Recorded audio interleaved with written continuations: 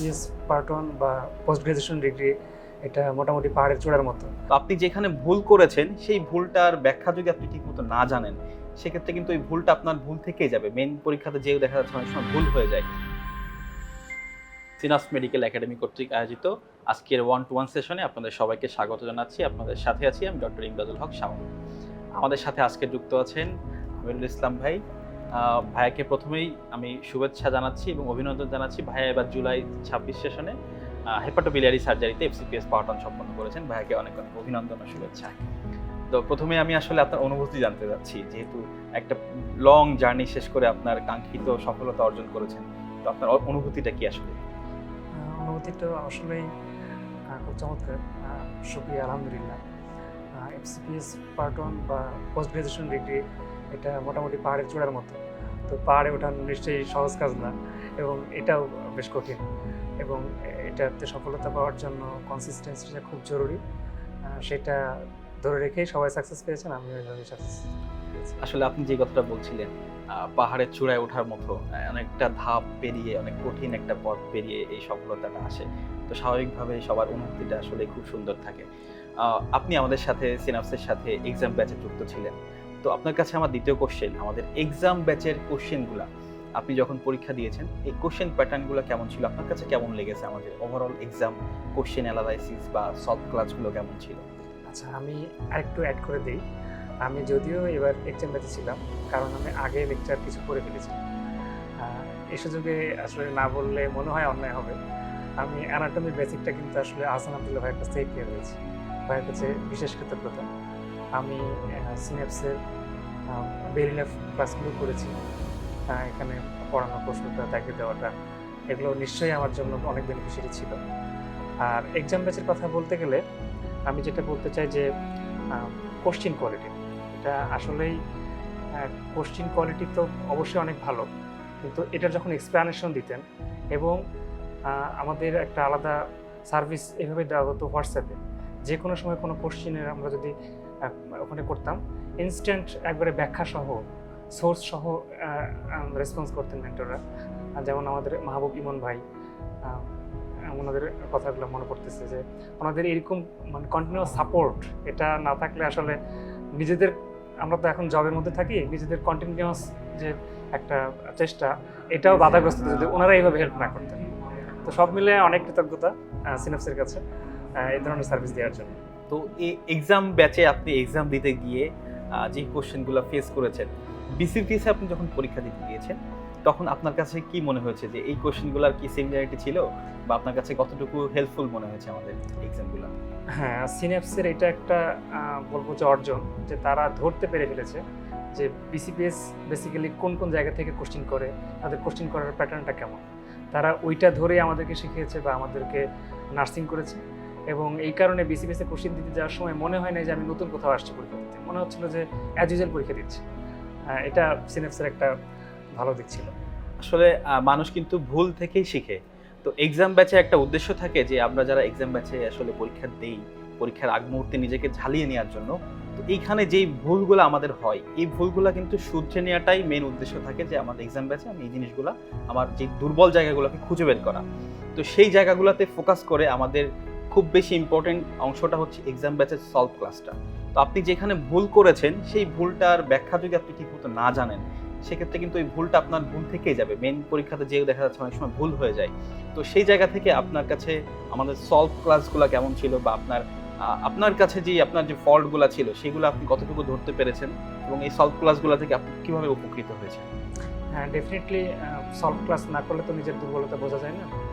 Exam তো 100% কখনোই correct হবে না, এবং এই জন্য এক্সাম, যে বারবার আমার ভুলগুলো আমি বুঝতে পারবো, আর সেই ভুলগুলো আমার মাথায় কতটুকু গেঁথে থাকবে, এটা অনেকাংশেই নির্ভর করে কে ভুলগুলো ধরে দিচ্ছেন। আমি ইন্ডিকেট করতেছি যে সলভ ক্লাসগুলোতে যে মেন্টরগুলো নিতেন, ওনারা source based, authentic source based এবং টপিকস ওয়াইজ এক্সপ্লেনেশন যেভাবে দিতেন, এটা নিশ্চয়ই অনেক ফ্রুটফুল ছিল বলেই মাথায় গেঁথে গেছে, এবং আলটিমেটলি আমরা সাকসেস পর্যন্ত যেতে পেরেছি। অসংখ্য ধন্যবাদ। আসলে আমি আরেকটা কথা বলতে চাই যে আমাদের ব্যাচে যুক্ত থাকার সুবাদে আপনি হয়তো কোনো বিভিন্ন প্রয়োজনে আমাদের অফিসে কোনো দরকারে এক্সিকিউটিভদের সাথে যোগাযোগ করা লেগেছে বা বিভিন্ন প্রয়োজনে তাদের সাথে কন্ট্যাক্ট করার প্রয়োজন হয়েছে। তো সেই জায়গাটাকে আপনি কতটুকু সাপোর্ট পেয়েছেন অফিস এক্সিকিউটিভদের কাছ থেকে?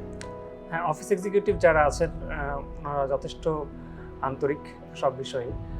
শুধু অফিস এক্সিকিউটিভ তারাই নন, মেন্টররাও পার্সোনালি ওনারা অনেকভাবে আমাদেরকে মানসিক বলেন বা শারীরিক বলেন, অসুস্থতা বা যে কোনো বিষয়ে তারাও যথেষ্ট সাপোর্টিভ। এবং পড়ার সময় এই প্রিপারেশন নেওয়ার সময় যেটা সবচেয়ে বেশি আমাদের দরকার পড়ে মেন্টাল সাপোর্টটা, এটা অসাধারণ।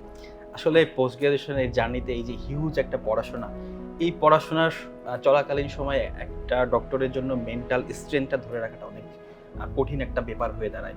তো এই জায়গাটিতে একজন ডক্টরের পাশে যখন আরেকজন ডক্টর তাকে সাপোর্ট দেয়, তাকে যখন আশ্বাস দেয় বা আশ্বস্ত করে, তখন তার কনফিডেন্সটা আরও বেড়ে যায়। তো আমাদের সিনাপসের সাথে যুক্ত প্রত্যেকটি চিকিৎসক কিন্তু আমাদের ফ্যামিলির একজন মেম্বার। তো আমরা সবাইকে আমাদের সেই ফ্যামিলির মেম্বার হিসেবে ট্রিট করার চেষ্টা করি, যার কারণেই কিন্তু আমাদের এই সফলতা। তো আমি আপনার কাছে আরেকটা বিষয় জানতে চাই। আমরা দেখতে পাচ্ছি ইদানিং যে বিসিপিএস এর যে এক্সাম প্যাটার্ন চেঞ্জ হচ্ছে এবং কোশ্চেন এবং বিশেষ করে রেজাল্টের দিক থেকে যদি আমরা দেখি যে অনেকটা রেজাল্ট কিন্তু ফল করছে। পাশাপাশি বিসিপিএস কিছু নিয়মকানুন, নতুন যে কিছু রেস্ট্রিকশন আমরা দেখতে পাচ্ছি সচরাচর, এই জিনিসগুলো আপনি আসলে ওভারঅল কিভাবে দেখছেন? হ্যাঁ, ডে বাই ডে কোশ্চেন, আপনাদের কোচিংগুলো যেমন ডে বাই ডে তারা ইমপ্রুভ করতেছে, বিসিপিএসে তাদের কোশ্চেনের কোয়ালিটি আরও বাড়াচ্ছে বা কোশ্চেনগুলো আরও কঠিন করে ফেলতেছে। এটার উদ্দেশ্য তারা আরও হয়তো বা হাইলি কোয়ালিফাইড ফেলো চাচ্ছে, এই জন্য এটা ঠিক আছে। কিন্তু আমরা যখন পার্ট ওয়ান করে ফেলছি, তারপর আমরা পুরো জার্নিটা শেষ করার জন্য আমাদের যে কোয়ালিটি ডেভেলপ করা দরকার সেজন্য আমাদের ট্রেনিংয়ের জায়গাগুলো কেমন হবে এটাও কিন্তু বিসিপিএস এর খেয়াল রাখছে। আমরা এবারে দেখলাম তাদের কিছু রুলসের মধ্যে তারা সদর হাসপাতালগুলোতে ট্রেনিংয়ে পাঠানোর একটা প্ল্যান করতেছে। কথা হচ্ছে, দেখেন এমবিবিএস করার পরে ইন্টার্নশিপে তাদেরকেও কিন্তু সদর হাসপাতালে পাঠানো হয়। তার মানে আপনারা আগেই স্বীকার করে নিচ্ছেন যে আপনাদের সদর হাসপাতালগুলোর কোয়ালিটি একজন বিশেষজ্ঞ ডাক্তার তৈরি করার মতো না। আপনারা এটা অবশ্যই তাদেরকে বিবেচনা করার জন্য রিকোয়েস্ট করবো, বিসিএস কর্তৃপক্ষ এটা ভেবে দেখবেন। মেডিকেল কলেজ হাসপাতাল ছাড়া কোনোভাবেই এফসিপিএস ট্রেইনি তার ট্রেনিং করতে পারবে না, তাহলে তার কোয়ালিটি তৈরি হবে না। এটা বিসিপিএস এর মাথায় রাখা উচিত। অসংখ্য ধন্যবাদ। আসলে আমিও এই বিষয়টাতে একমত, কারণ একজন বিশেষজ্ঞ তৈরি হতে গেলে অবশ্যই তাকে কিছু এক্সট্রা স্কিল ডেভেলপ করতে হবে। তো স্কিল ডেভেলপ করার জন্য অবশ্যই তাকে একজন স্কিল কারোর আন্ডারে থেকেই সেই ট্রেনিংটা হওয়া উচিত বলে আমি মনে করি, এবং তার জন্য বেস্ট জায়গা আসলে মেডিকেল কলেজ। তো মেডিকেল কলেজ হসপিটালের বাইরে আসলে ট্রেনিংটা হওয়া উচিত না, আমরাও সেটাই মনে করি। তো আমরা আশা করছি কর্তৃপক্ষ এই বিষয়টা আসলে গুরুত্ব সহকারে দেখবে। তো আমি আসলে আর দীর্ঘায়িত করছি না, আপনি আমাদের সাথে যুক্ত হওয়ার জন্য আপনাকে অসংখ্য ধন্যবাদ। সর্বশেষ আপনার কাছে একটি প্রশ্ন, যে ওভারঅল সিনাপস মেডিকেল একাডেমি সম্পর্কে আপনার মতামত কি? আচ্ছা, আমাকে আজকে যেহেতু ডেকেছেন এই জন্য আপনাদেরকে ধন্যবাদ। দেখেন, আমাদের বাজারে লেকচার শিট, বই অ্যাভেলেবল এবং অনেক ভালো ভালো শিট আছে। আমার কোচিংটা দরকার আমার প্রপার গাইডলাইন এবং আমার প্রপার সাপোর্টের জন্য। এই দিক দিয়ে আমি মনে করি সিনাপস তার সৃষ্টি লগ্ন থেকে ডে বাই ডে ইমপ্রুভ করতেছে এবং এখন অনেক ভালো একটা পজিশনে আছে।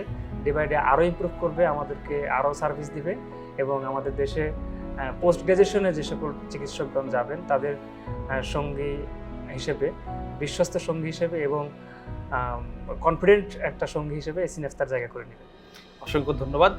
আমরাও চাই সিনাপস মেডিকেল একাডেমি সকল চিকিৎসকের পাশে পোস্ট গ্র্যাজুয়েশনের তার সফলতার সারথি হিসেবে সবসময় পাশে থাকবে। তো সবাইকে আবারও স্বাগত জানিয়ে আমাদের আজকের প্রোগ্রামটি শেষ করছি, এবং অবশেষে আমি আবারও ধন্যবাদ জানাচ্ছি ভাইয়াকে এবং শুভেচ্ছা জানিয়ে, এবং সর্বশেষ আপনার পরবর্তী পোস্ট গ্র্যাজুয়েশন পরবর্তী জার্নির জন্য শুভকামনা জানিয়ে শেষ করছি। ধন্যবাদ সবাইকে। আসসালামু আলাইকুম।